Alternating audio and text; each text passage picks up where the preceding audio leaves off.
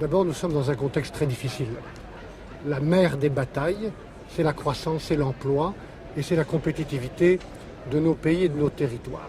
Et dans cette bataille principale, pour la croissance, pour l'emploi, moi je pense que les organisations d'HLM, tout ce qui concerne le logement, le nouveau logement, j'allais dire le logement écologique aussi, c'est un des outils principaux.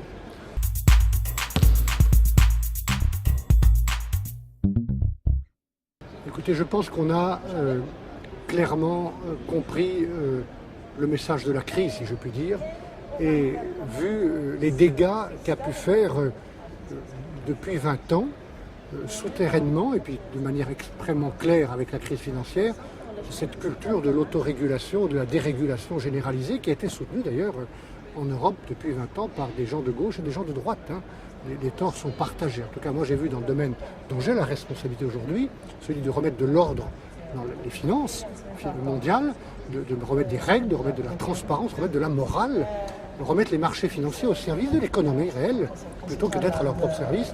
J'ai vu les dégâts de cette culture précédente. Et il me semble qu'on a enfin fait bouger les lignes pour revenir aux fondamentaux, ceux de l'économie sociale de marché compétitive.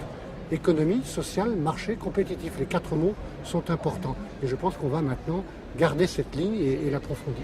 Et dans ce cadre-là, les services publics ou les missions de services publics ou les organisations comme les offices HLM ou les organisations HLM ou les entreprises sociales, je pense, ont un rôle croissant à jouer. En tout cas, je voudrais que l'Europe le dise, le reconnaisse et les aide.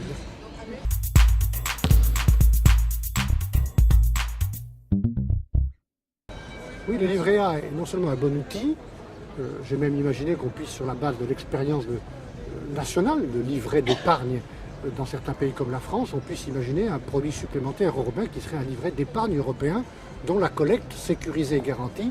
Il y a beaucoup d'épargne citoyenne disponible en Europe pourrait être mise au service de l'investissement de long terme, notamment du logement, de la dépendance, de la recherche par exemple ou de la transition écologique.